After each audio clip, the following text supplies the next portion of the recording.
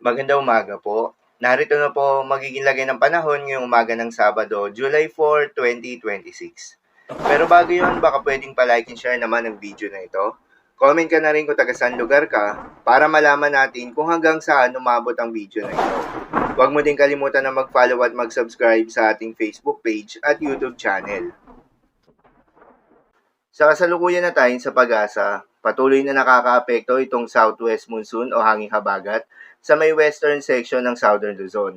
Dahil dito ay asahan yung bahagya hanggang sa maulap na kalangitan na may kalat-kalat ng mga pag-ulan at thunderstorms. Habang easterlies naman o yung mainit na hangin na nanggagaling sa may karagatang Pasipiko ang nakakaapekto sa may eastern section ng ating bansa at sa nalalabing bahagi pa ng ating bansa, iiral naman yung mga localized thunderstorms.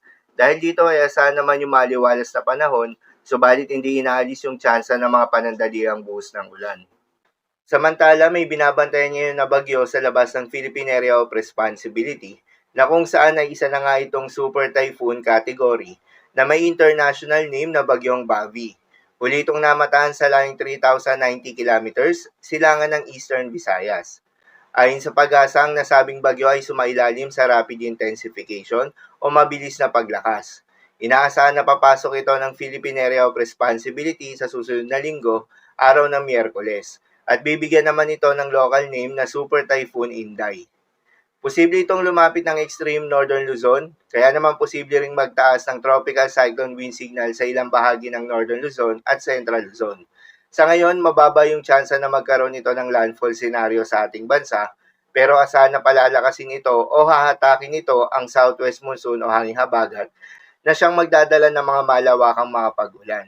Paalala pa rin po palagi na posible pa rin ang mga pagbabago, kaya naman patuloy lamang na magantabay sa mga update nating ilalabas, lalo na ng pag-asa. Para naman sa magiging lagay ng panahon ngayong araw ng Biyernes, dahil nga sa epekto nitong southwest monsoon, asahan sa Palawan ng maulap na kalangitan na may kalat-kalat ng mga pag-ulan at thunderstorms. Posible ang mga pagbaha o pag-uho ng lupa due to moderate to at times heavy rains. Habang sa may Zamboanga Peninsula, Basilan, Tawi-Tawi, Antique at Occidental Mindoro ay asahan naman yung bahagyang maulap hanggang sa maulap na kalangitan na may kalat-kalat ng mga pag-ulan o thunderstorms na dulot pa rin ng southwest monsoon. Posible rin na mga pagbaha o pag-uho ng lupa during severe thunderstorms. Habang sa may Bicol Region, Eastern Visayas, Caraga at Quezon ay asahan naman yung bahagyang maulap hanggang sa maulap na kalangitan na may kalat-kalat ng mga pag-ulan o thunderstorms na dulot naman ng easterlies. Posible rin na mga pagbaha o pag-uho ng lupa during severe thunderstorms. At sa Metro Manila at nalalabing bahagi pa ng ating bansa, ay asahan naman yung bahagyang maulap hanggang sa maulap na kalangitan na may kalat-kalat ng mga pag-ulan o thunderstorms na dulot naman ng mga localized thunderstorms. Posible rin na mga pagbaha o pag-uho ng lupa during severe thunderstorms. Madalas nabobo ang mga thunderstorms na ito tuwing hapon o gabi na nagtatagal ng 1 hanggang 2 oras.